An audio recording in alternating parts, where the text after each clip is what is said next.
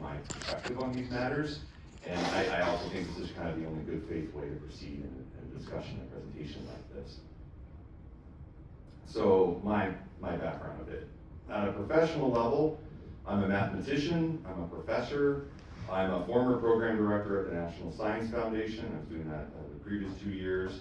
More recently, I became the Associate Dean of Research and Creative Activities in the College of Arts and Science at my university.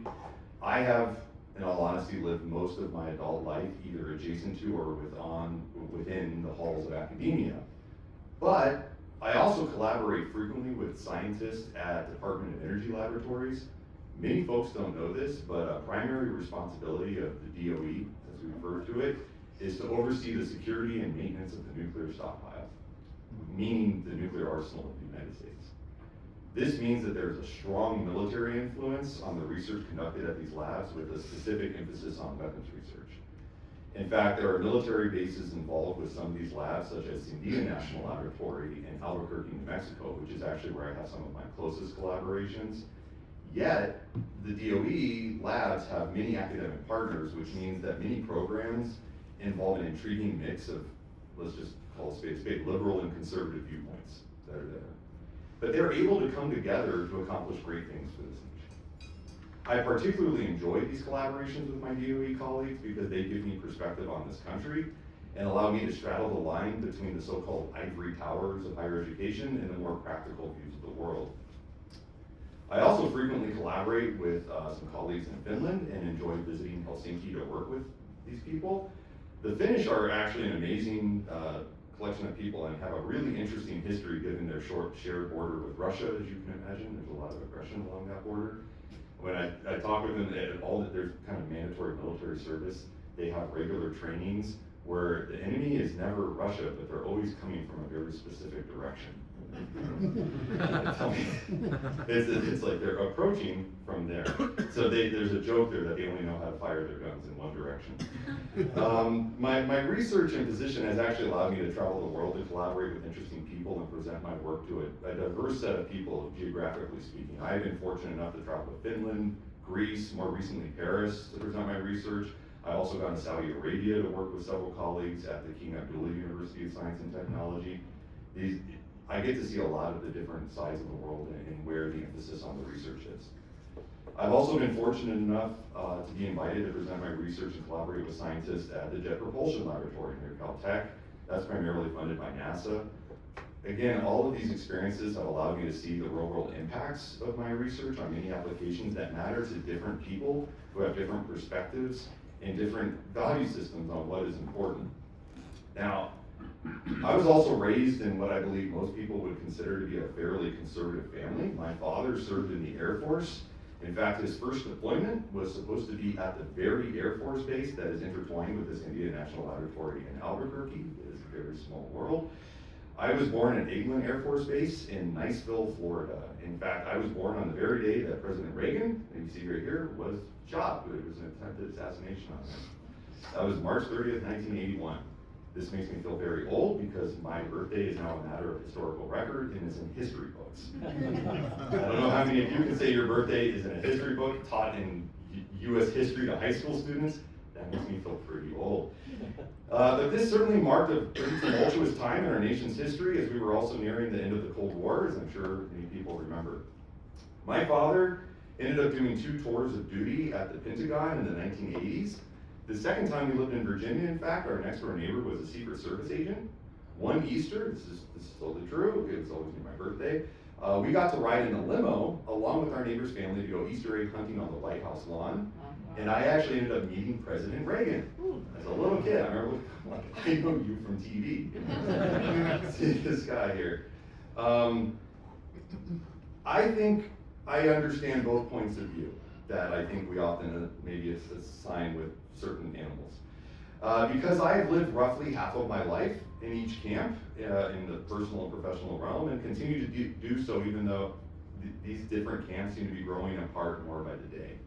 I have close friends on both sides of the aisle that I interact with regularly. I hear their concerns, I understand many of them, and actually the alarming thing to me is how often I agree with the points each side makes, even though they seemingly can never agree with the other side. I think we need a lot more understanding of a very simple truth. Ideological viewpoints are flawed because they tell only half the truth. It is an easy thing to agree with half the truth because the whole truth is often more nuanced and a lot harder to accept.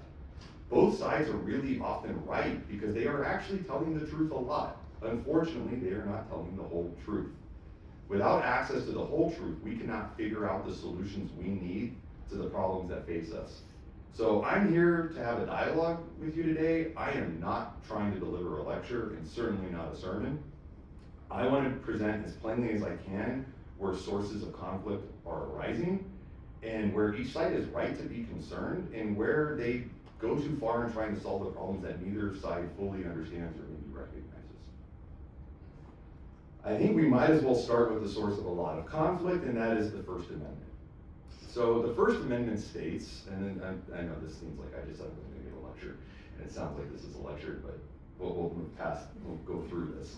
But the First Amendment states that Congress shall make no law respecting an establishment of religion or prohibiting the free exercise thereof, or abridging the freedom of speech, or of the press, or the right of the people peaceably to assemble and to petition the government for a redress of grievances. So the First Amendment applies to public universities because they are government entities. But it does not directly apply to private universities, which instead rely on contractual rights and commitments to academic freedom. Students at public universities have robust free speech protections, though these rights can be subject to reasonable content-neutral time, place, and manner restrictions. At private universities, however, students' rights are based on the university's own policies and handbooks, though many private institutions still value and promote free expression.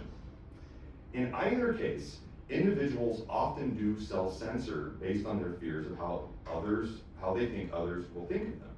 This is, however, not a violation of free speech, despite some complaints that I often hear from the right. But the left is wrong in that this is certainly a problem if it shuts down necessary but uncomfortable conversations that lead us to understand the truth in more of its totality. The First Amendment also sets up an inherent conflict, the right to speak versus the right to protest. It is said, though, quite clearly that the protest must be done peaceably. Otherwise, the government, often in the form of the police, can intervene to disperse an unruly crowd. This is something that I see those on the left not fully appreciating on many occasions in recent history. Although one has to only go back a few decades to see this being a problem more on the right, and I will have examples of both of this in the talk.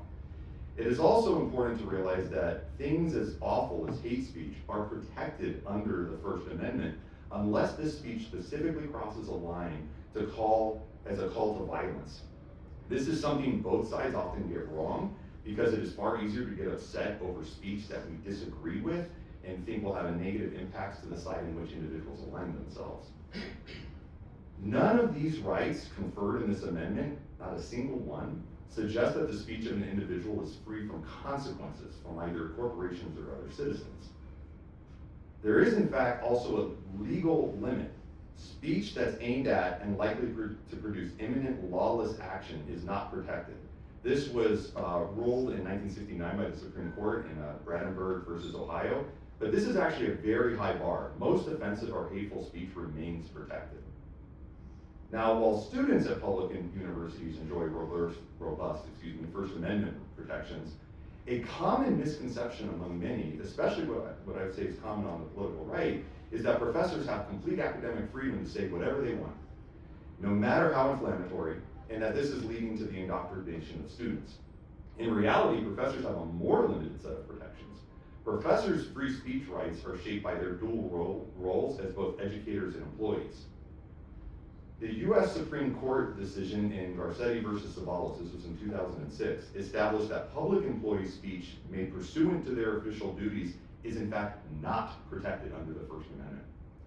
Although the Supreme Court explicitly left open the question of whether this decision applied to public university professors' classroom teaching, some lower courts have in fact applied the standards to professors, particularly when their speech relates to their professional responsibilities. For example, a professor's statements made during lectures, official emails, or faculty meetings may not be afforded the same protection as speech on matters of public concern expressed outside of their role as an employee. However, while a public university's professor's speech in a faculty meeting may not be protected, a public university professor, like any public employee, cannot be disciplined for speech made as a private citizen on a matter of public concern. This is a line of things such as a political commentary made on their personal social media account. However, professors can be fired for social media posts, especially if the posts violate a school's conduct policy, create a significant disruption to the university environment, damage the professor's or university's credibility, reveal confidential information, or involve illegal activity. This does not violate their First Amendment rights, since these rights are not absolute and can be limited if the speech is not a matter of public concern or interferes with their professional duties. In fact, I was just reading an article today where either the provost or chancellor, I think it was at a university in Tennessee, was explaining exactly how a professor's recent inflammatory post on Twitter is giving them the right to fire them because of the reputational damage it causes the university. So you might want to know, how are Colorado universities doing by some maybe objective measure with regarding free speech? So what I'm showing up here in terms of these free speech rankings is coming from FIRE, F-I-R-E, which stands for the Foundation for Individual Rights and Expression. FIRE's stated mission is to defend and sustain the individual rights of all Americans to free speech and free thought. Now, FIRE rates the policies that regulate student expression at over 486 colleges and universities. Schools are rated annually as green light, that's the best rating they can get, yellow light, or red light. And this is based on the extent to which they restrict free speech. They also release an annual report on the climate for free speech at over 200 institutions, included in FIRE's College Free Speech Rankings. This is a snippet from that webpage there. These rankings score schools on 7 main components designed to help students and parents make enrollment decisions. The recent rankings had CU Boulder ranked as the 5th best university in the nation for safeguarding free speech rights. CU Denver, where I work, was rated 77th, which was actually the 2nd highest rating of all universities in Colorado. The Colorado School of Mines was 86th, and CSU was 113th. 2 other Colorado universities were ranked, but both are private universities, and remember what I said, they have more limits generally. It's perhaps not surprising to see that Colorado College was ranked 135th, and the University of Denver was 169th.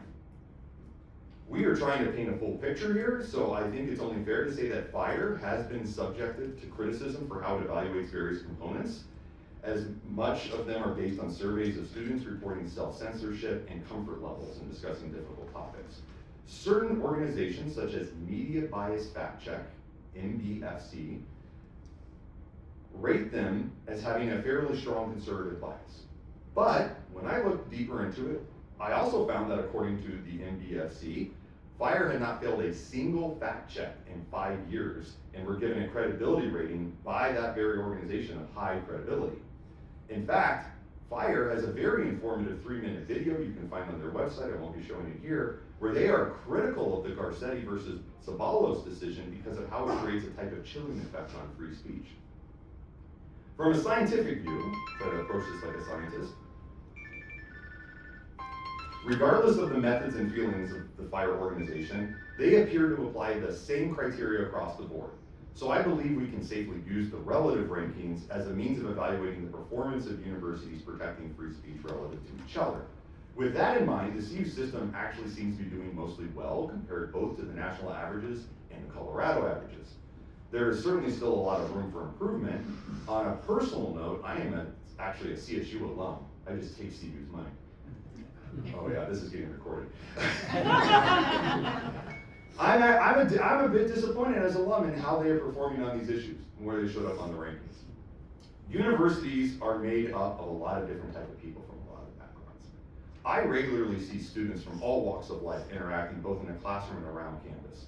Now, what our friends on the right are correct about is that there is certainly an over-representation of views from the left, which can certainly make it feel like the viewpoints of the right are either not fairly represented or even stifled. Despite what the left may think, this is a problem. It is also reflected in enrollment patterns that have existed for decades in terms of gender discrepancies that are linked to political, ideological splits that we know about across gender lines and college-age individuals. For instance, for decades, close to 60% of undergraduates in college are female. A lot of people don't realize this. And there have been more females than males in universities since actually before I was born. If you look down at the bottom of that table, 1980, I was born the day Reagan was shot, which also means, by the way, I have an alibi. This is important. It's been over 50% since then. A lot of people don't realize this, and the trend is generally in a certain direction. And I am often amazed at how many educated colleagues of mine have no idea what the actual gender discrepancies are. And perhaps it's because I am in STEM along with my other colleagues, science, technology, engineering, mathematics, type disciplines, which are still predominantly male disciplines. Although the trends are headed in a way that indicates parity will be reached, gender parity will be reached sooner than many think, like within the next decade.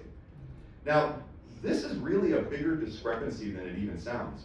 If you think about what 60 to 40 means, it means that there are about 50% more females than males in college.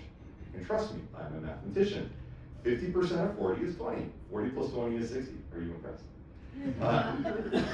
This has broader issues for society that are largely debatable. We're not going to really dive into that here. They're a matter of opinion. So I will mainly steer clear of those for the purpose of focusing on the underlying issues of free speech. I agree with the point that universities should make spaces more welcoming for alternative viewpoints, and specifically try to hire more conservative professors to balance the diversity of thought. What I think the people on the right who often advocate for exactly this miss is that such a program of targeted hiring to increase the pool of ideas is actually at the very heart of what is often maligned by those same people as DEI. Yeah. One could even argue that conservative speakers and thought leaders are advocating for a safe space on campuses, which is the very thing they often fight to eliminate. Some on the right might even be surprised to find out that there actually has been some effort to increase male participation in college with targeted scholarships or other means that are actually completely illegal to implement and have had to be shelved. I learned about this recently actually from the head legal counsel of the university, who was hoping to do something to create more parity in the university and found out it was not legal. So, what a lot of this gets to in the end is representation. After all, I think we can all agree, we live in a representative democracy. Representation is a civil right because fair and equal representation is fundamental to democracy, ensuring diverse groups have their voices heard and needs met, as protected by constitutional guarantees like the 14th Amendment's Equal Protection Clause and laws like the Voting Rights Act. This applies to political representation through voting, where equal access ensures policies are equitable, and to other areas like legal representation in media, where it ensures a society is free from discrimination and reflects community diversity. These issues date back far into our history, and I see a lot of connections between what is happening now and what has happened before. So how many people have heard of Brown versus the Board of Education? I'm talking to the right crowd. This was decided in 1954. It was a landmark Supreme Court case that declared racial segregation in public schools unconstitutional, overturning the separate but equal doctrine established in Plessy versus Ferguson. The unanimous decision found that separate educational facilities are inherently unequal and violate the Equal Protection Clause of the 14th Amendment, significantly impacting the civil rights movement and laying the groundwork for further challenges to institutionalized racism. Now, after the landmark Brown versus Board of Education decision in 1954, students continued to protest and challenge racial segregation and discrimination that was continuing to happen despite the ruling. They were pushing for greater inclusivity in education, including the 1960s movements that pushed for racial equality, diversity, and an end to segregation. Students used tactics like sit-ins, marches, and rallies to demand fair admissions, diverse curricula, and faculty of color, leading to the creation of certain studies that are very much maligned now by many of ethnic studies and black studies, for instance. And they generally influence broader social change. As is often a case when there is a seismic shift in established law, many individuals seek to challenge the law for quite some time. It can take years or even decades for the ramifications of the law to percolate through society, with universities often being at the center of the storm. So we're going to get to a couple of slides here that have clips that can definitely stir up a lot of emotions. So I just want to, I guess this is I think what we call a trigger warning. This speech is from 1963. People remember that? People know who this is? George. This is George Wallace. Nearly that Brown versus Board of Education was 1954. So almost a decade had passed since established law said segregation must end. He was a segregationist. The people of Alabama elected him governor, and this was his inauguration address. This is just a small clip, about a minute long. Today, I have stood where once Jefferson Davis stood and took an oath to my people. It is very appropriate that from this cradle of the Confederacy, this very heart of the great Anglo-Saxon Southland, that today we sound the drum for freedom, as have our generation of forebears before us done time and again down through history. Let us rise to the call of freedom-loving blood that is in us, and send our answer to the tyranny that clanks its chains upon the South. In the name of the greatest people that have ever trod this earth, I draw the line in the dust and toss the gauntlet before the feet of tyranny, and I say segregation now, segregation tomorrow, and segregation forever. And the people applauded. The phrase segregation now, segregation tomorrow, segregation forever became a famous rallying cry against racial equality and integration efforts. This led to many campus protests and counter-protests, as the right of black students to attend schools of their choice was something that many people disagreed about for years following the Supreme Court decision of Brown versus Board of Education. It also led to a lot of discussions about the limits of free speech on university campuses, with questions about whether or not platforms should be given to speakers that promote hate and discrimination. We are still grappling with these issues today. This is from 2017. Let's go ahead and watch this clip, and then we'll discuss a little bit. This one is a little long, it's a few minutes. This happened at UC Berkeley. Those violent protests erupting overnight at UC Berkeley. The campus locked down as more than 1,000 people rallied against the appearance of a controversial editor from Breitbart, Milo Yiannopoulos. The clash has escalated, the speech was canceled, and just moments ago, President Trump did weigh in again. ABC's Kana Warwick is on the scene in Berkeley with all the latest. Good morning, Kana. And George, good morning. It was a terrifying night. Campus police issuing a shelter-in-place order after college Republicans invited Milo Yiannopoulos to speak. Now behind me, this is a police generator that was knocked over and set on fire when these protests turned into a riot. Overnight mayhem on campus. The University of California, Berkeley erupting in flames as over 1,000 came out to protest an appearance by the self-described right-wing internet troll Milo Yiannopoulos. We will not tolerate racism or sexism or hate crimes and violence. He's a fascist and Berkeley did not welcome him. At least 6 people were injured, including this Trump supporter who was pepper sprayed. The university canceling the speech. Riot police even retreating to the building for safety. You can hear them urging the crowd to leave. I think we have a right to say that we don't want him here. And The standoff intensifying as protesters lit fireworks. Police firing back. It's going too far right now. This is uncalled for. This is not going to get no message across. Yiannopoulos, an editor for Breitbart News and an avid supporter of President Trump, responding on Facebook, posting this video. They're so threatened by the idea that a conservative speaker might be persuasive and interesting and funny and might take some people with him. They just have to shut it down at all costs. And President Trump taking to Twitter this morning, asking the question, no federal funds if UC Berkeley does not allow free speech. Robin? All right, Kana, thank you very much. So, if you want to know why there were such strong feelings about Milo, for those that aren't too familiar with him, the year before, in 2016, he was actually permanently banned for Twitter for inciting a racist and misogynistic harassment campaign directed at comedian and actress Leslie Jones, who was black.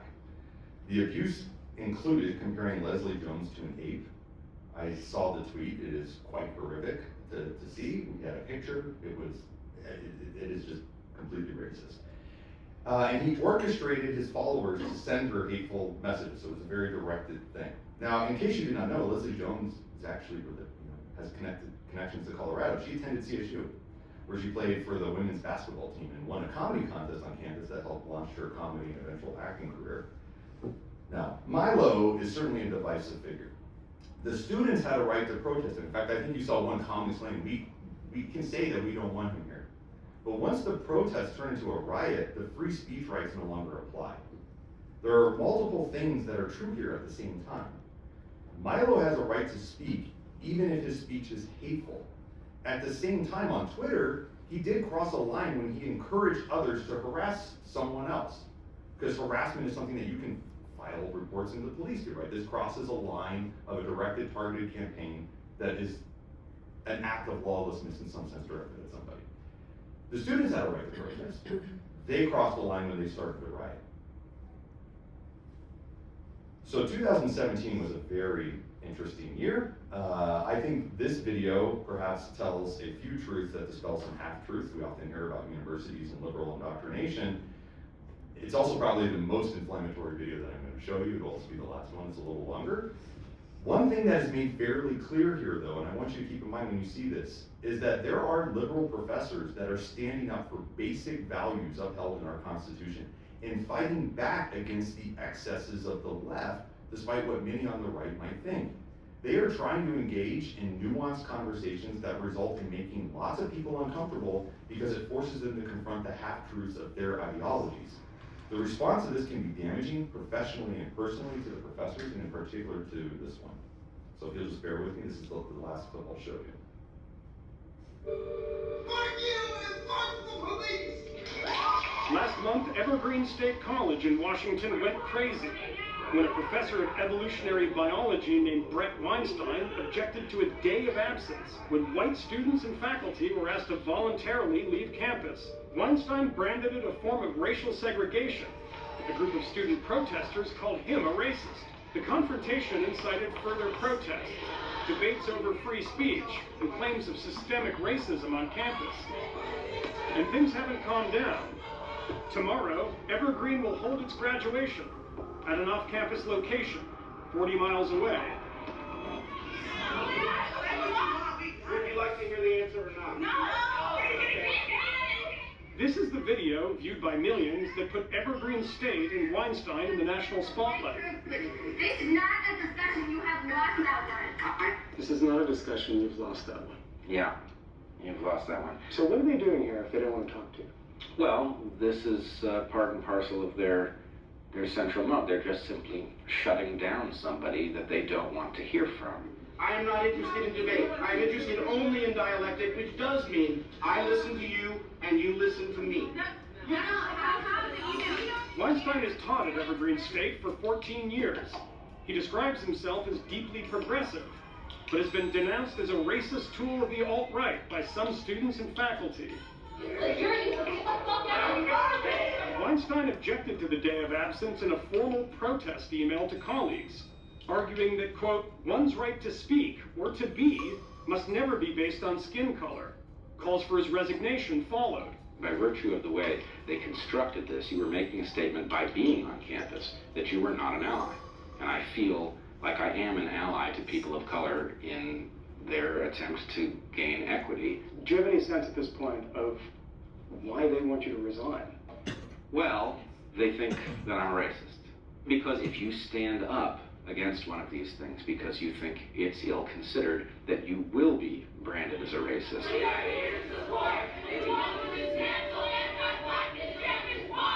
We just wanted to be like, until you're accountable for these actions, you don't get to teach students at Evergreen. You don't get to spread this problematic rhetoric and instill it in students. Yes, you're disrupting my class. So at this point, we would like Brett to be fired, but that isn't happening. The administration is refusing to take action. They're choosing to protect this white, cis male professor over its students. Later that day, the students held a raucous meeting at which they presented a list of demands, including the disarming of campus police and mandatory sensitivity training for all faculty. It's the one point on which the protesters and Weinstein agree. Evergreen's embattled president, George Bridges, has mishandled the crisis. I think their concerns are legitimate. They're articulating ideas that have to do with race, ethnicity, power, privilege, and we're taking a look at it. That's my problem. Come through. People were criticizing you for using horn gestures. Absolutely, they were. And you know, That seems crazy to people from the outside of Evergreen. It may, but it's noise. But the noise has been effective. No, fuck you, George. You don't want to hear a goddamn thing you have to say. So you don't have to watch that door, watch all the doors, watch the windows, you need to keep eyes on them. And somebody needs to go in that room to make sure that there's no way to get past them. I mean, essentially sounded like you're being held hostage there. If you were going to go to the bathroom, you had to go with 2 escorts. Is that true? That's what the students felt was true. I was going to go to the What do you bathroom. mean the students? Well, that's what they said. If you want to go to the bathroom, I was going to go to the bathroom regardless, and they wanted to escort me. I felt very Why? safe there. Why what? Why did they want to escort you to the bathroom? I don't know. Did you ask them? No, of course not. Professor Brett Weinstein joins The us. situation on campus grew even more inflamed after Weinstein went on Fox News. The protesters say his appearance provoked threats from the alt-right. Although Brett has not personally said, go out and attack these students, go out and threaten these students, that has been the result of his actions. He has incited white supremacists, and he has validated white supremacists and Nazis in our community and in the nation. And I don't think that should be protected by free speech. We received a threat saying that people will come here and execute every single person they see on campus. At that point, fuck free speech. When we're dead, when people die, and you're sitting here like, well, at least they got to practice their free speech. I'm so sorry about it. Your free speech is not more important than the lives of like black, trans, femmes, and students on this campus.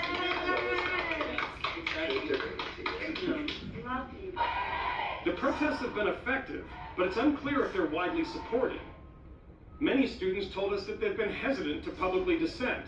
Kirsten, who also didn't want us to use her last name, is one of Weinstein's students. I'm afraid of having a nuanced opinion because I'm afraid that my opinions and I will be stigmatized. It's a rather strange sentence to hear on the university campus. I'm fearful of my nuanced opinion. So I feel that I do not have the ability to speak if I have disagreements with the methods that are being used in the protests. There is this issue of what I can say and what I can't say, and who's going to dismiss me or demean me for saying it. And that is new in the American discourse. A student told me that you're a white supremacist. I'm assuming that students have said lots of things about me.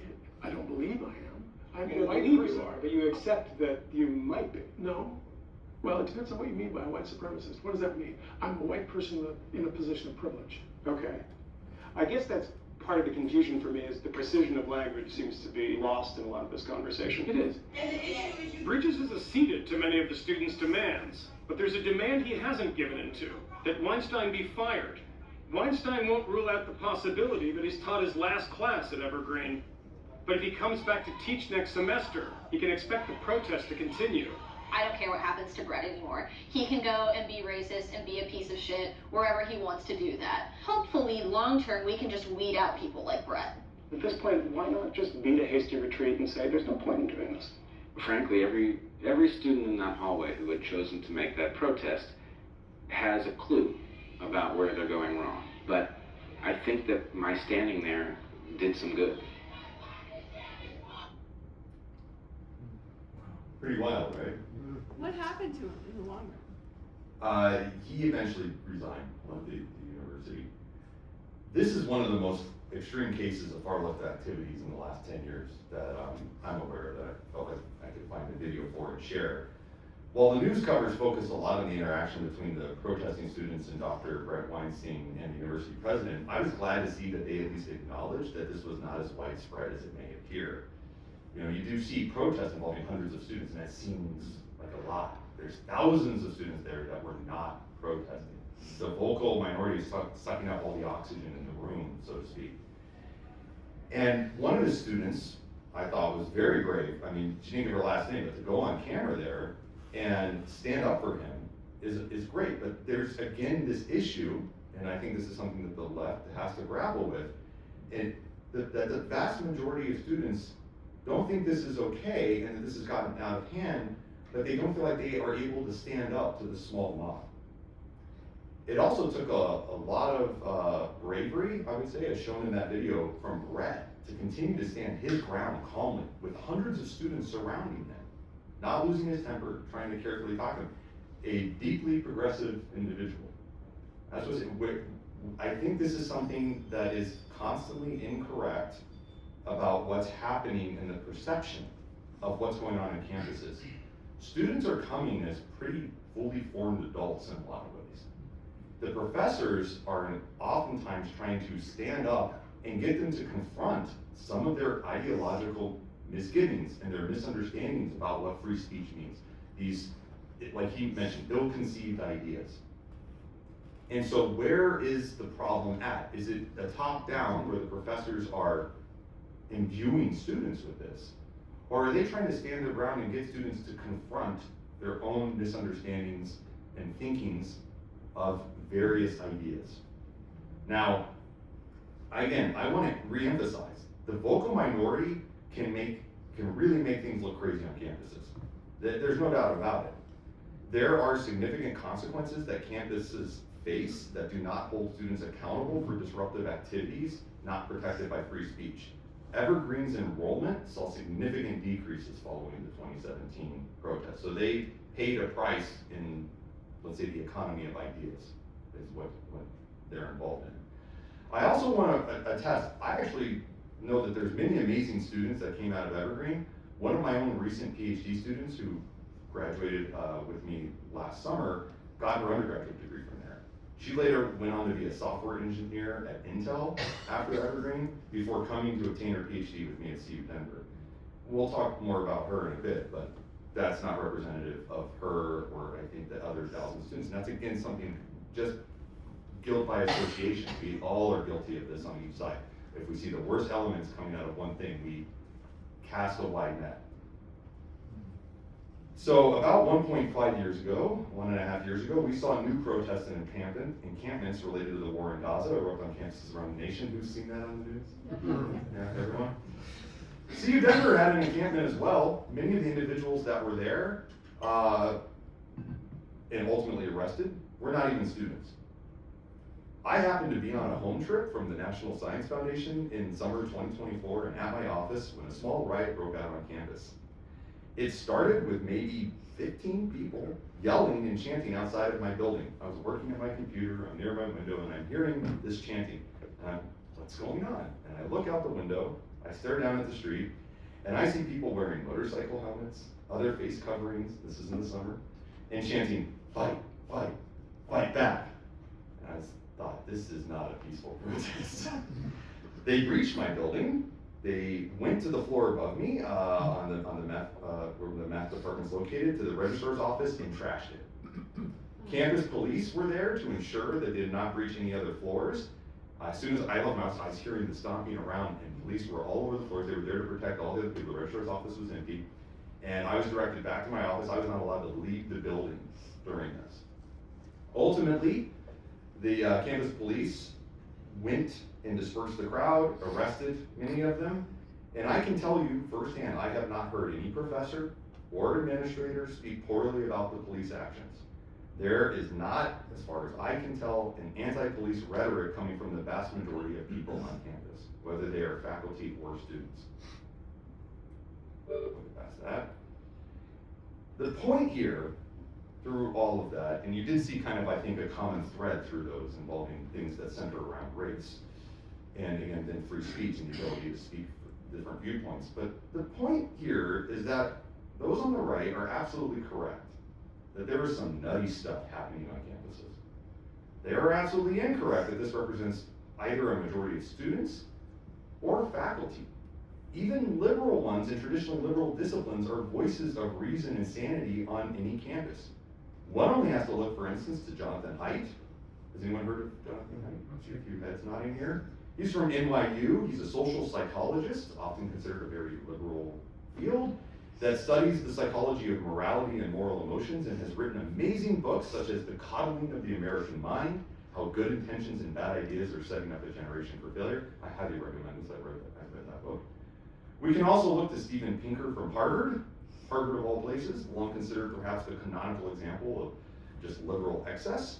who is a cognitive psychologist that grounds his theories in actual data, showing that if one can zoom out from the turbulence of a given moment, we find ourselves as a society generally moving in a positive direction for reasons that we can explain that are often rooted in values of Western culture. Yeah, such a perspective is coming out of her. That might be a surprise to many. My point is that faculty are often viewed as the ones pushing leftist ideology, when in fact, many of the most recognized researchers in humanities disciplines that are typically viewed as ideologically captured are the ones that are directly confronting the incorrect perceptions of the world that many students have when they come to universities. I would argue that we need students to engage in intellectually rigorous debates about their preconceived worldviews so that they are forced to confront the ideas that they hold that are either wrong, ill-conceived, or dangerous. And by the way, this is all connected to DEI. Yeah. I guess an issue for me is that in all these riots, I did not hear about students or the few teachers who were involved in stoking the violence on campus. Were any of them expelled? Yes. And I just don't see much of that happening to really put a damper on what's happening. And the issue of a small number of students or outsiders agitating, isn't that the same thing in the broader universe of our world here, where you have smaller groups on the right and smaller groups on the left, really stoking all this division and destruction? So first, I will say, I know for a fact students that have been banned from our campuses. I know sanctions that have come down on faculty. I know at some of the more prestigious Ivy League schools that are private institutions, they've expelled many students that were involved in the protest and destruction of property. So there are many of these consequences. It's unfortunate that those often don't get reported, because I think it sends the wrong message. I think there's maybe issues that run towards news things that are maybe outside the scope of this, but we could definitely talk about at great length. And yeah, we see this playing out in society at large. This isn't just two universities, right? We're just a representation of society. And there are these issues. Now, the thing that we have at the university is that we aren't an equal representation of society, which is one of the points I want to make. There's this problem with the representation that we have, that when you don't have the proper mix that's representing the world around you, the ideas and the actions get skewed more and more towards that one side. But there are these consequences for the people that are talking about. I see you here. Did the students at Evergreen have any expulsions, or did they deal with any of the issues that, I mean, the disrespect of the president of the university was phenomenal. How could they get away with that? I think that president was ultimately, because of how badly he bungled it, removed. Because he didn't stand up strongly, and in fact, I think they directly tied his action or inactions to much of the strong enrollment decline in the years that followed. But the students, you don't? The student, I can't speak to the student, I don't know exactly, but I do know that the university president, I believe, was removed from his step down. I'm old enough to remember Reagan, obviously, and as I'm sure everyone in the room is. And the politics back then were largely along the lines of big government, little government. You could argue all day long, and folks did. They argued the size of government, so it seemed like the issues were not inflammatory. They were more along the lines of, well, I think you're right, and maybe we could lower the tax rate or something. And the meeting would end amicably, and we'd often have lunch, okay, amongst the members of Congress. Today, the politics is all identity politics. And these are non-negotiable in the eyes of many people. And I think that's partly where you're not having a good outcome, because it's difficult to concede anything you identify with a certain, whatever it may be, okay? So that's a problem, and I think it's not just at the university level; it's everywhere. I agree. I mean, so as I get through the rest, this is a point I want to make. It's not that these things are starting at the universities. I think there's just misconceptions about where these problems reside. I'm trying to paint a picture of what's happening within the university as a representation of society and where some of these problems potentially originate. And I definitely agree with the issues on identity politics. It is a separate but relevant topic to this. I remember being in grad school when everyone in Congress was kind of applauding themselves for coming together to agree to get rid of pork in bills. Do you remember this, when they got rid of pork in bills in the early aughts? And I remember thinking, this is one of the worst ideas I could ever imagine. Everyone gets themselves in such a tizzy on either side of the aisle for this spending that accounts for a fraction of a percent in the budget that provides the grease for the government to work, for the engines to turn. Because now there's no incentive for the other side to capitulate on any issue. It used to be, I'll vote for your bill, we get something that benefits my constituents, and then I'm able to save some face, and we can find progress in the center of things.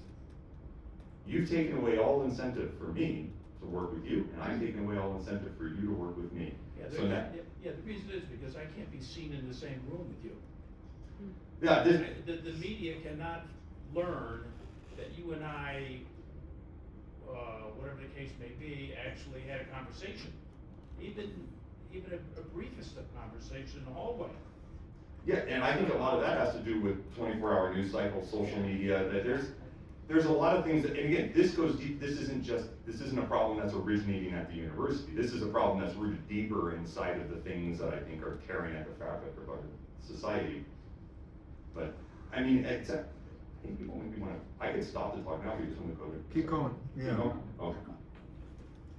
Okay. So, what I was saying is all these things lead to DEI. So yeah, I'm gonna bring down the temperature in the room by talking about a less divisive topic. What is DEI? All right, DEI is an acronym. I'm sure people know this, for diversity, equity, and inclusion. This is a framework used by organizations to promote fair treatment and full participation for people of all backgrounds. It is a widely discussed and often divisive concept with different interpretations across political and social groups. Now, diversity kind of encompasses all the ways people differ from one another. This can include both visible and invisible characteristics such as race, ethnicity, national origin, age, gender, sexual orientation, socioeconomic status, physical and mental ability, religious or political beliefs. Basically, these are statuses, the reason I listed all of those, for which anti-discrimination laws are designed to protect. From that perspective, diversity means anti-discrimination.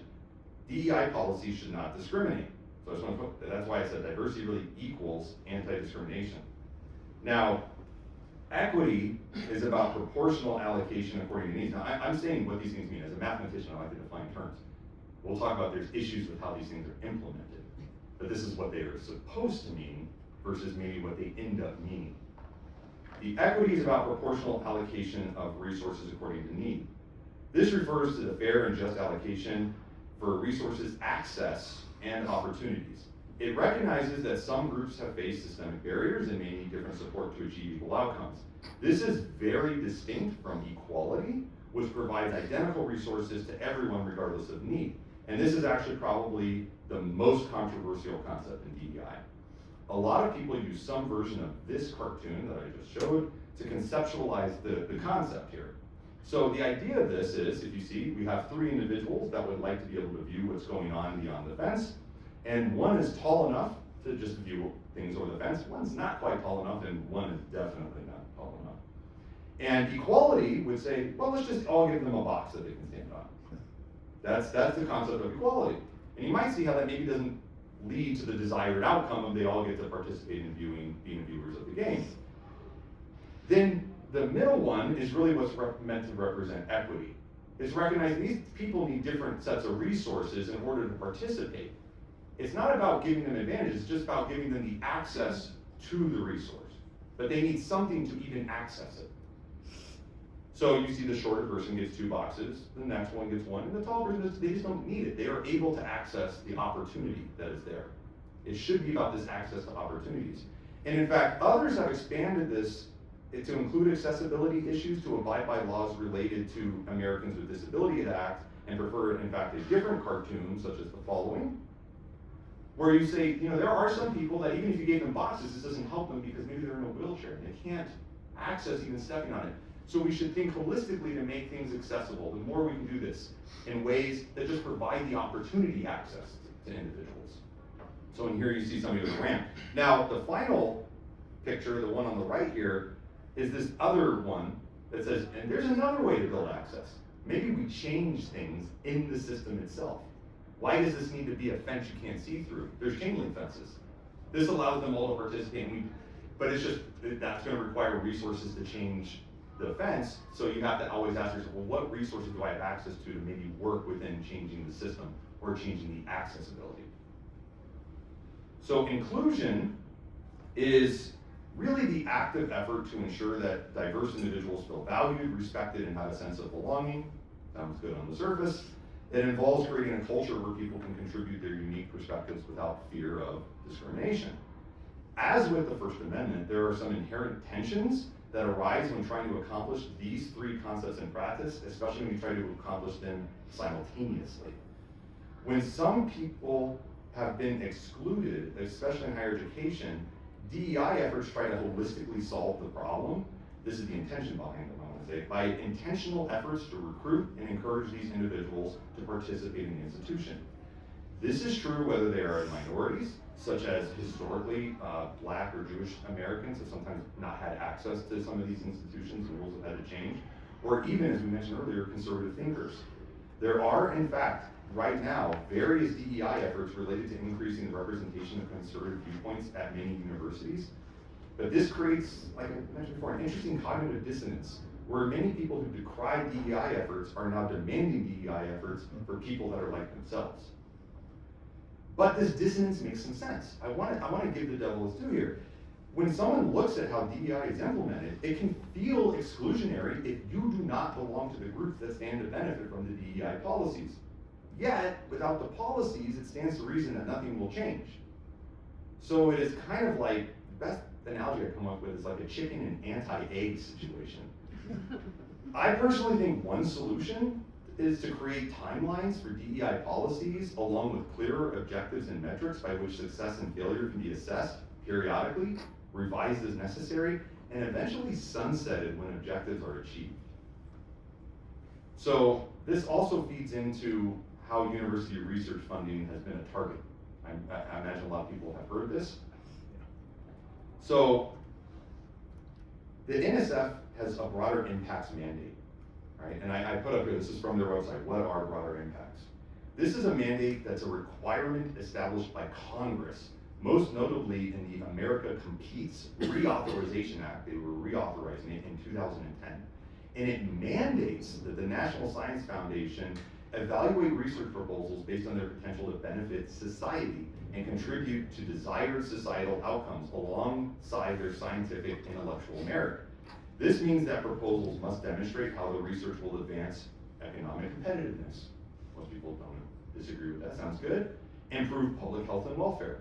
That's generally non-controversial. Strengthen national security. It's another one people agree on. Foster academic industry partnerships. This is this idea of translating what happens in research to things that benefit the economy. Again, most people agree with that. Develop the STEM workforce. This starts to get where there's some disagreement. Improve public scientific literacy. Amazingly, that also gets some pushback.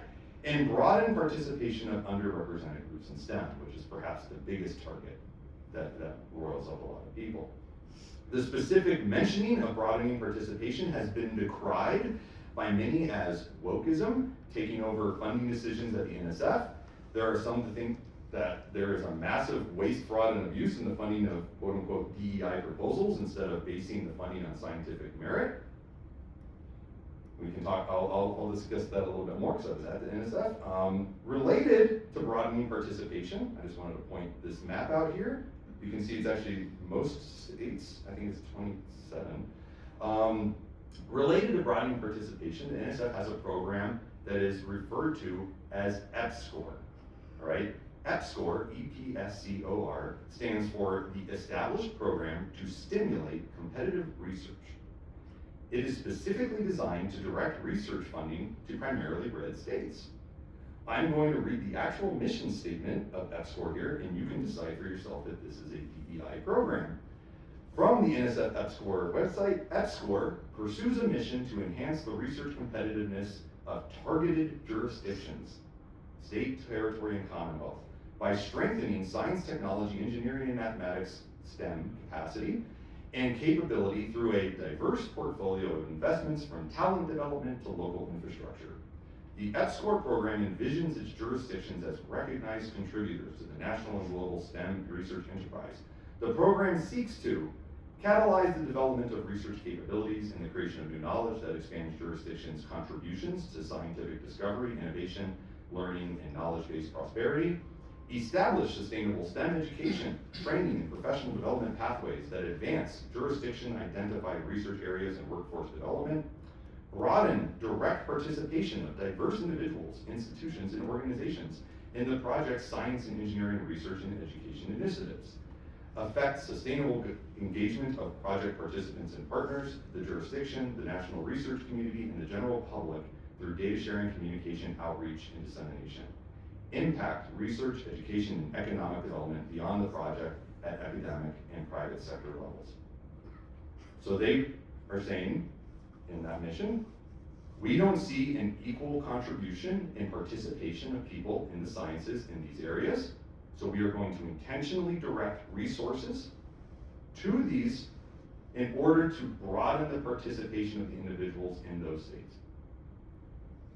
I leave that to you based on the definition of DEI. You think this is DEI. Now, how are funding decisions made, right? How much weight does any of this go in? I was at the National Science Foundation for 2 years. I was involved in many programs, computational math, the mathematical foundations of artificial intelligence, digital twins, research experiences for undergraduates, and mathematical infrastructure. Intellectual merit is really what wins out. There are two categories by which panelist reviewers are asked to rate these proposals, and there's the scientific merit and the broadening participation. Broadening participation, or excuse me, I should say broader impacts. My apologies for speaking. Broader impacts, which is a broad thing, often including broadening participation as a main activity, is a requirement, but it is not the thing that gets you funded. If you don't have any broader impact section, it's kind of impossible to fund the proposal. But proposals generally, for most typical programs, have a 15-page project description. I would say of the 99% of proposals that I ever reviewed, which are in the hundreds if not thousands, 14.5 pages are devoted to the scientific intellectual merit, and then a half page is checking the box that Congress makes them check to say, I will do my best generally to make sure all students from various backgrounds have access to be working on these projects and involved in this.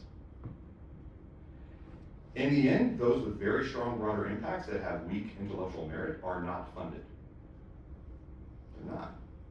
The criteria is you need strong intellectual merits and some broader impacts. It is not you have lots of broader impacts and no intellectual merit. The core mission is to fund transformative novel science.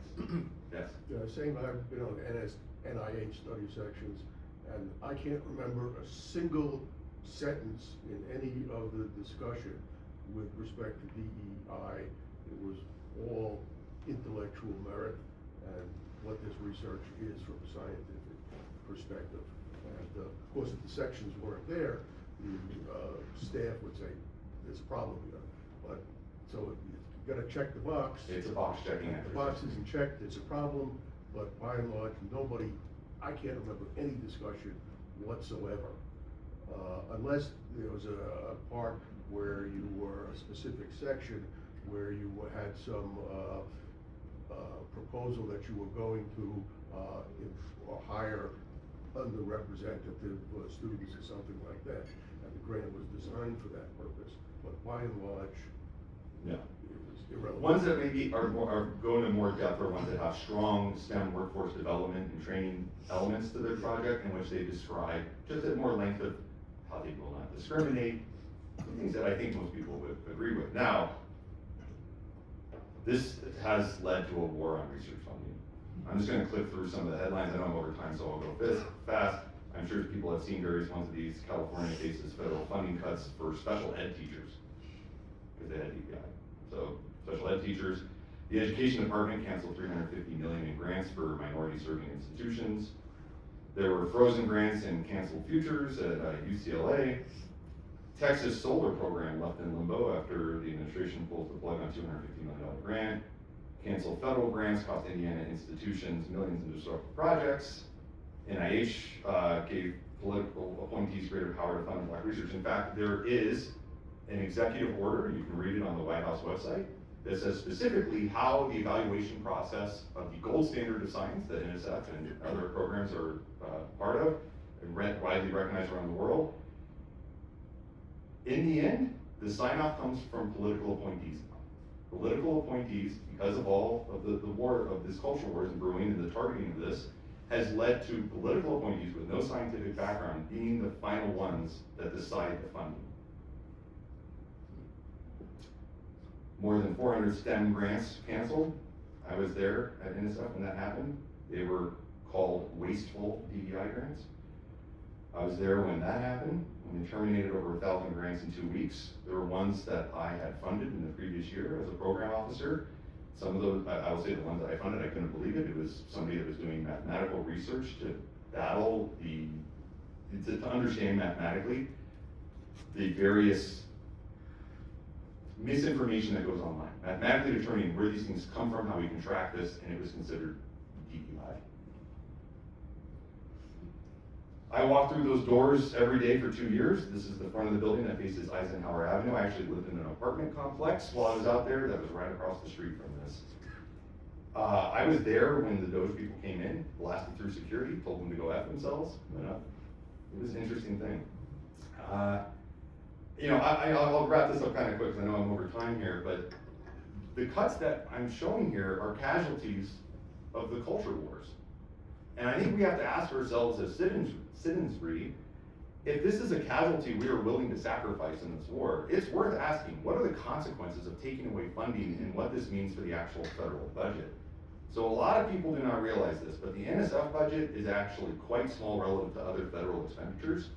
So overall, the NSF budget has been around $9 billion the past few years. I know that sounds a lot of money to people that aren't billionaires, but this represents about 1/10 of 1% of total federal expenditures. And I mean 0.1%. The NSF budget is about 1%, just one, of the DoD budget in recent fiscal years, and is actually set to be less than 1% of the DoD budget because that is set to receive a budget increase resulting in expenditures that total nearly $1 trillion in the next fiscal year. So I also want to put in scope, like where is the federal funding for these things that people think are massive amounts of spending? Both professionally and personally, I think we are throwing out the baby with the bathwater. NSF funding has led to incredible breakthroughs and even provided funding for a little project that led to what we now know as the internet. While $9 billion a year does not seem like a lot, universities actually depend on these funds as well as research funds from the NIH to primarily fund their research enterprises that tackle everything from cancer research to unraveling the mysteries of the cosmos. In the hundreds upon hundreds of proposals and funded projects that I have seen that had quote unquote DEI components, the vast majority of these components belong to their congressionally mandated broader impact section of the proposals and often had no budget associated with them. They were activities that professors and other research scientists usually committed to, free of charge, to recruit and train a diverse workforce, which again, I want to emphasize, was mandated by Congress. And then they're being punished for following the law. While were some grants, too focused on DEI activities, this is a matter of perspective. But I would concede that there were definitely a few that were built around DEI activities instead of just having DEI activities in addition to the science. At the same time, there were specific solicitations built around workforce development, training, and expanding the talent pool of scientists that would inevitably involve strong broadening participation activities. Researchers responded to the solicitations, and then they were punished for doing so.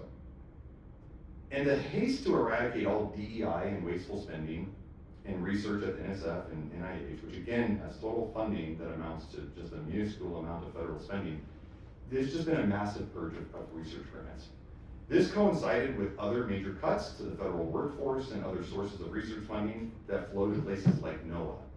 There are going to be some massive consequences to this in the coming years, as many of the next generation of scientists have decided to leave academia and national research laboratories. And I will very quickly just tell you of 2 instances that impacted me personally. One is my student, some people probably will leave her name out of this, but she, after she got her PhD with me in summer, she was a research scientist at NOAA, where her job was to develop better climate models using AI, so that they can study weather patterns and improve forecasts, things that are generally useful to places like the Office of Naval Research, Air Force Office of Scientific Research, and so on. In February, while I was in France at a conference, she was fired because she was on probation for performance reasons. This was ruled unlawful. They had to hire her back, along with all the other people that they laid off. But then they were put on administrative leave, paid administrative leave. So they're not working and they're paying them because you know efficiency. And we don't like waste and fraud and abuse. So she ended up, she's very talented. Like I said, she was a software engineer at Intel. She has a PhD in mathematics. She's a very talented person. She had 4 job offers in a few weeks. She now works for the United Fruit Company, Apple, up in Boulder. She left, and she's making a lot more money, and has said she will never work on another project involving a government contract again. This was somebody that was willing to work at a fraction of the cost to do mission-oriented research, that got caught up in these culture wars, the war on DEI, that's led to all of these cuts. And that's a talent that we're never going to get back in the fundamental research realm, but your app on your iPhone that looks at the weather is maybe more accurate because of it. So I guess that's a benefit. I had another student that I was a co-supervisor for at UT Austin, who got their PhD in an applied computational mathematics program at Odin Institute of Computational Engineering and Sciences, very talented. He was working at the Texas Advanced Computing Center and is a high-performance computing specialist, and was looking at the career landscape moving forward. He just graduated again last year. And his wife, that he recently married, just last year as well, was working for a nonprofit that helped to impoverished children in poverty get access to various educational needs, nutritional needs and stuff. And they had their funding cut by the government as DEI and wasteful. Her position at the nonprofit was very tenuous, and so he made a very economical decision that if her career trajectory in this isn't, viable, he needs to leave academia to make more money. So now he's part of an international F1 company that's helping them to figure out aerodynamics around making sports cars go faster. So, okay, good for the company, bad for science. I will conclude this slide by just saying that I think some of this was inevitable. I think some elements of DEI, while well-intentioned in many cases, just went too far. And there was a lack of acknowledgement on the left of the suffering impacting people for which no program or policy seek to address. I think there was a lot of legitimacy in many of the complaints on the right about many of the excesses on the left, including those that have occurred in academia. However, I think we are cutting off our collective nose despite our collective face. Where a scalpel could have been used, we used a cleaver that just chopped through the agencies and the universities. Or if you prefer another metaphor, there's an old saying that is attributed to Confucius: don't use cannon to kill mosquito. So I want to close with some optimism. Some. America has repeatedly faced deep cultural conflicts. This goes back to the McCarthy era purges, the civil rights struggle, and others. Yet institutions adapted and reforms followed.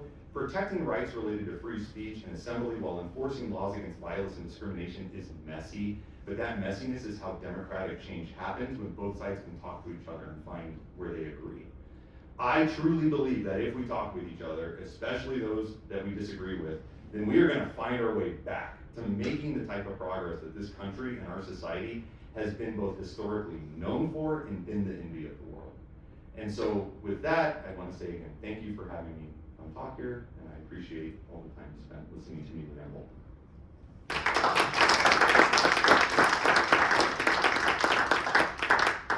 Hilltop University without walls, that's who we are. We're lifetime learners. We have a lot of position statements, we have a lot of questions. We learned a lot today. Now is the time for questions. And believing in free speech, we will allow you to ask a question, or I shouldn't say allow, we will accept you to ask a question or to stand on your soapbox and make a position statement about something you feel very strongly about. Keep it respectful, and please limit your statement or question to 1 minute or so. Is that fair enough? Is that fair enough for free speech? Can they protest? Can't light a fire. Don't light a fire. Yeah, No, please. Keep it kind, keep it considerate, but I know. Or if neither of those things, keep it funny. Otherwise keep it funny. Any question here? When I worked in the federal government, we had EEO, equal, employment opportunities. We followed the Civil Rights Act. We never talked about DEI. It became a buzzword, it seems like. You talk about when it became a buzzword and how it's misapplied to all the laws that we have currently.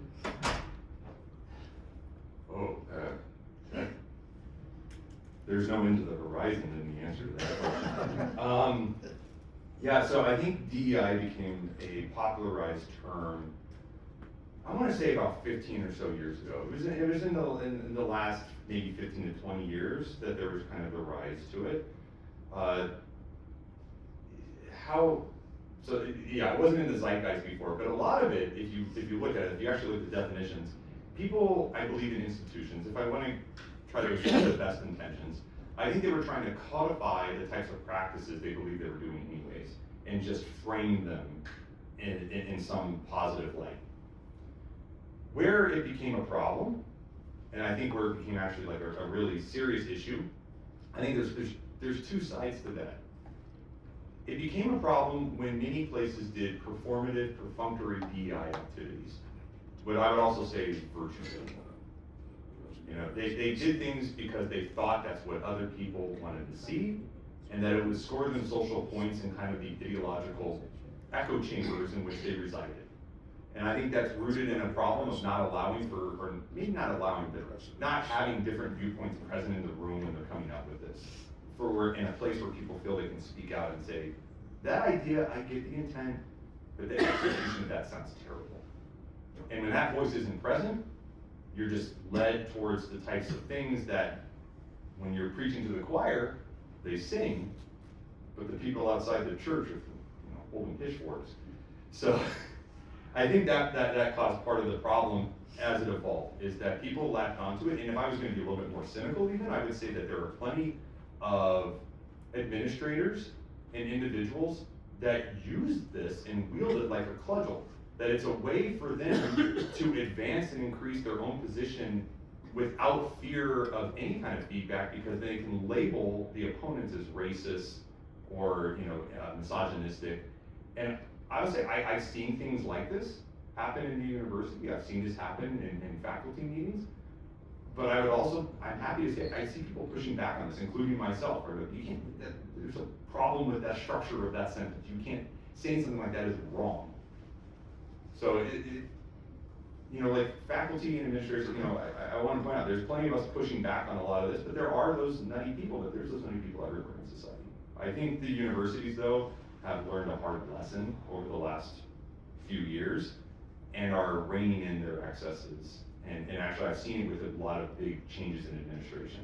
For instance, at my university, we have a new provost and a chancellor. The chancellor, I love this guy. He's so pragmatic, and he never misses an opportunity to remind everyone, we are public servants, and we are here to help the local community and improve the lives of the people that come here. that is our focus. Everything else is noise. Yeah, in retrospect, I think this DEI became an issue with the advent of critical race theory. Critical race theory was an academic idea to begin with, and I think what happened is they became merged. And if you believed in DEI, you automatically believed in critical race theory. I think they're two different issues, but I think subliminally, many people put them together. And I think that's where the antithesis to DEI really got ignited, was the conjunction with the ideas behind critical race theory. I think you're actually spot on about where probably I think there's many sources. It's always hard to boil it down to one, but I think that played a large role. And I would actually go a little bit further. I think that the general idea and ethos of it was co-opted by people with that type of political ideology, which, depending on who you listen to, I think it's not too far off to label them as postmodernist neo-Marxists. Also, that's a polite way of saying communist. And they took over these movements because it was a way, they saw, I think cynically, a way of, this is a way for me, I'm speaking as them, that they viewed it as a way to achieve a certain social status and power structure that they were always hoping to get, to see how these worldviews would play out if they could actually implement them. I think they have been exposed as very ineffective administrators that don't actually have a clue about human behavior. And I see these people being, if they have not already been removed, are constantly being removed at various universities. I see it with the presidents, the chancellors, the provosts that were hired from 10, 15 years ago that don't have these positions anymore. The boards of regents are getting rid of them, the faculty are getting rid of them, because even though they might say things that people kind of empathically or feel emotionally that this seems like a decent idea, but when they see the ineffective administration and execution of these ideas, the proof's in the pudding, and then it's just a rejection of this as a structure that actually works in practice. Well, I think the problem was the institutionalization of DEI. In other words, development of offices of DEI, and once you, so there's what happened in academia in many places was there was a bureaucracy, a DEI bureaucracy. Now, the problem with bureaucracies is once they're established, they very rarely go away. So people working in these bureaucratic institutions, it was in their interest to keep the problem of DEI alive. And it was never going to get solved because they'd be out of a job. It's also kind of like politicians that like to run on an issue, not solve an issue. Yes, I agree with this, but I will say, and I see this, in fact, I actually just read an article this morning, Harvard has dismantled their diversity offices, their DEI offices. So some of this is rebranding, some of this is realizing, like, what should we actually be doing and understanding the problems that have been associated with this as a matter of practice. Like, they can try to keep maybe these fundamental things. We don't want discrimination. We want to make sure all students have this ability to access instead of just focusing on specific groups, but then still meeting the students where they are. And I think that's a more productive way of doing things, and I think most people would agree with that. So I think, despite where I find myself on the political spectrum, I would say that there is some good coming out of some of what's happening in terms of the war on the universities, because there are some, in particular, like our more elite institutions that I do, from an outsider's perspective, I'm not in there, so it's just outsider's perspective, it does look like they went too far, to put it mildly. And I think that they are being reined in. Wait a second. I'm a little curious about that female-male composition of college students. Now, you showed that, I think it was in the 80s, that female participation was in the 40s.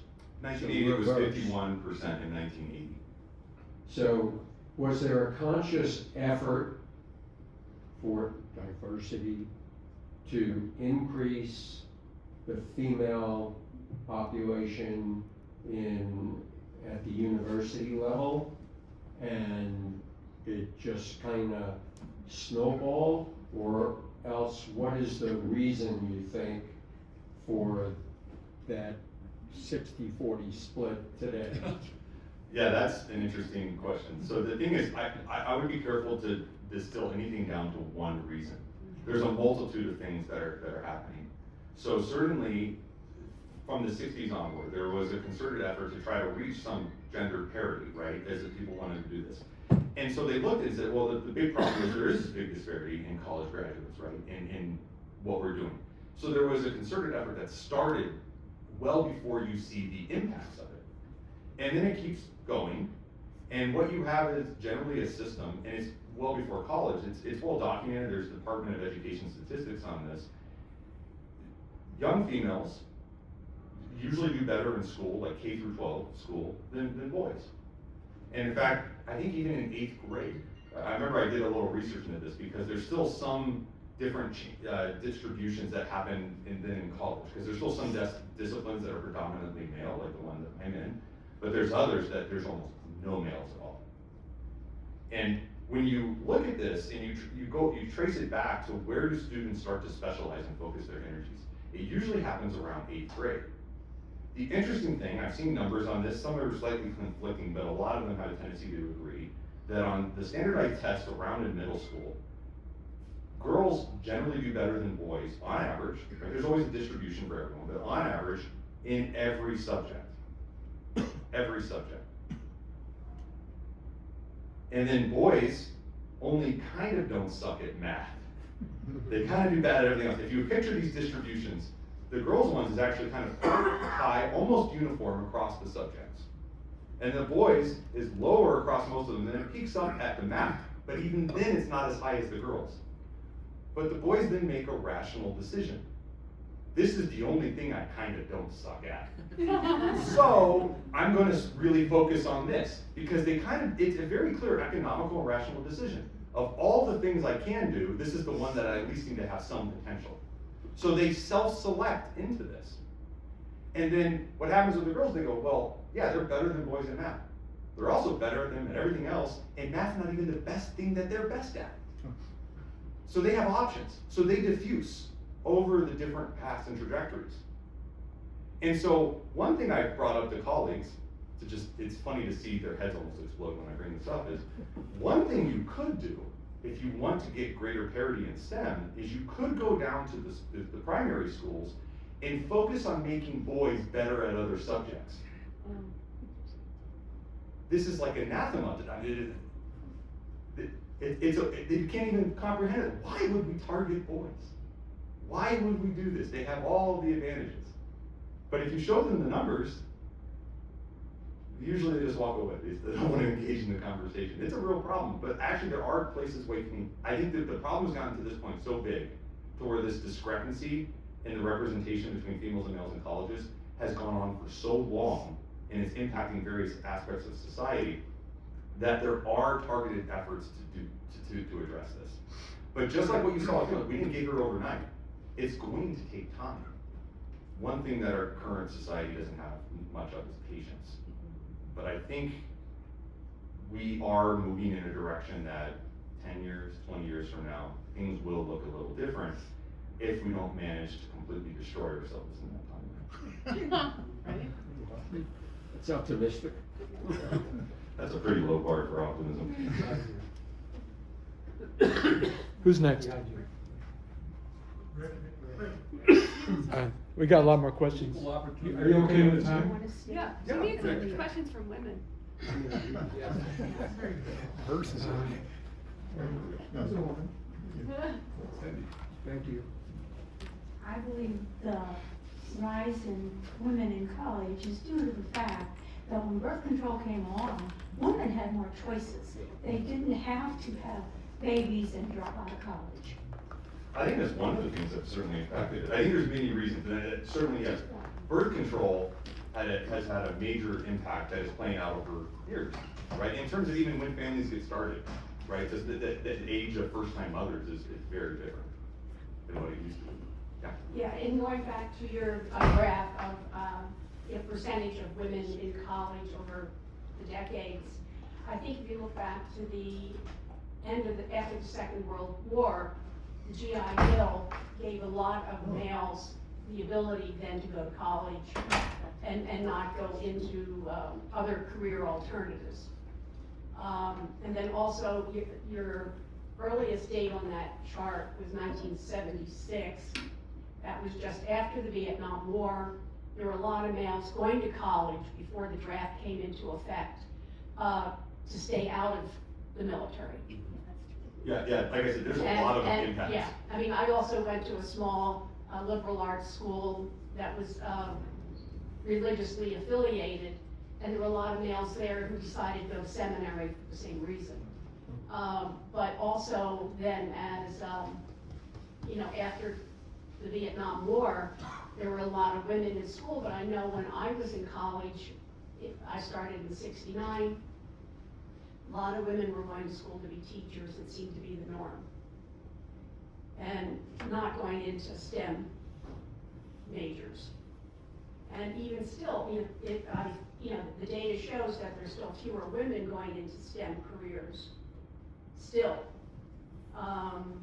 Which I think still needs, to be addressed to get more women into those areas, which according, from your data, in middle school, women do very well in the sciences if they just believe they can do it. Yeah, there's actually even some interesting examples we have in the world that show, so some of the most egalitarian societies like Iceland, the Scandinavian countries, these are places that have really worked at creating laws and policies and frameworks that reduce various barriers and social stigmas to pursuing different careers. They have worse ratios of males to female in STEM than we do. It's almost egregious, and it's the actually opposite consequence of what they were aiming for. One of the things that is the interesting cause, and you can find, if you go to places in the Middle East, you'll actually find better ratios. Some of it comes down to just, like I said, there's many issues that play at this, and they all get intertwined. It's very complicated. But one of them is just straight up capitalism. If we incentivize and pay more for certain careers, right, you will have certain incentives to go into those careers. One of the things that happens in some of these more socially progressive countries is they also believe in not having huge discrepancies in salaries between different fields. So there's no financial penalty for choosing to do something that you prefer to do. And so that's another thing I brought up to people is, here's one way you could also change things. You could just penalize people for doing what they want instead of what you want them to do. And that's being done. I went to medical school. My class was about 50-50. Actually, just a little higher percentage of women. When you look at the specialties people go into, it is not primary care. It is not family medicine. It is not pediatrics, where you take care of little kids so you get paid less. People are going into the higher paying specialties like radiology, which I did, not so much for the salary, but that was my research area. But if you look at how many women are in radiology, not many. I think last statistics I heard were like 17% were women, the rest were male. And if you look at how many women in radiology actually become department chairs, it was single digits. So when you start looking at STEM areas, people are afraid of physics, so don't go into radiology. You see that the numbers decrease with women in those areas. Thanks. Time for one more question? I'd just like to make a statement. Wait a second, Nancy. I know, but I didn't want to get sick. I'm going on vacation. I'm first generation in my family to go to college. I graduated in '77. So I think there's also an economic factor going on here and the change in culture. No one in my family would go to college. They didn't want to go to college, or they tried, they failed, whatever the situation. More women, through maybe their family promoting it in the late 70s for sure, went to college that wouldn't have gone before because the family A, wouldn't support it, or B, supported it. Like my father said, why don't you go to college? And I wanted to, but I didn't know I didn't think we had the money. So I think that was a change too, the economics of the 70s, late 70s, early 80s. Anyway. No, and again, this is another factor that's impacting things is males, the young males, can usually find decent paying job that's very physically demanding. And these aren't, you know, like oil rig workers, can make hundreds of thousands of dollars a year. I don't think there's many female oil rig workers. I think there's a lot more mathematicians than oil rig workers. You know, and this skews things. When they zoom out and you present aggregate statistics, they have to disaggregate to really see things.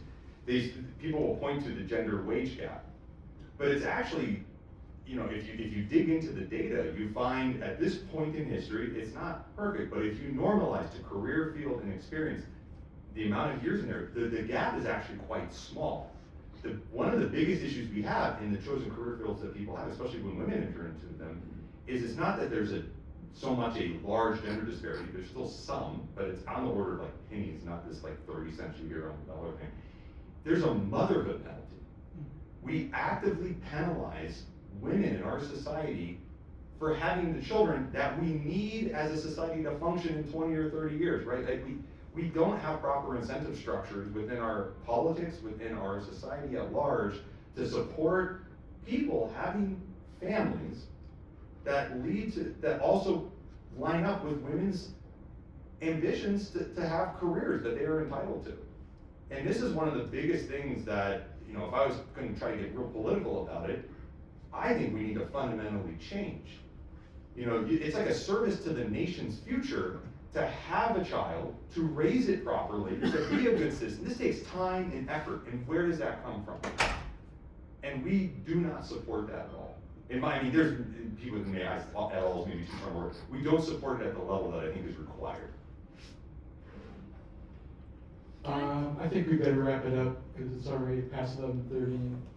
So from the Hilltop community, thank you, Dr. Butler, for a very interesting and invigorating presentation. And thank you all from the University of Without Walls and the community. Come on back next month, we'll have a big presentation. Thank you.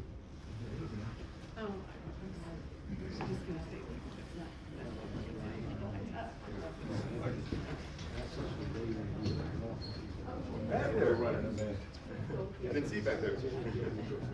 Good luck with that. I'm working on it. Wow, thanks. Wait, I can't. Yeah, I can get in trouble later.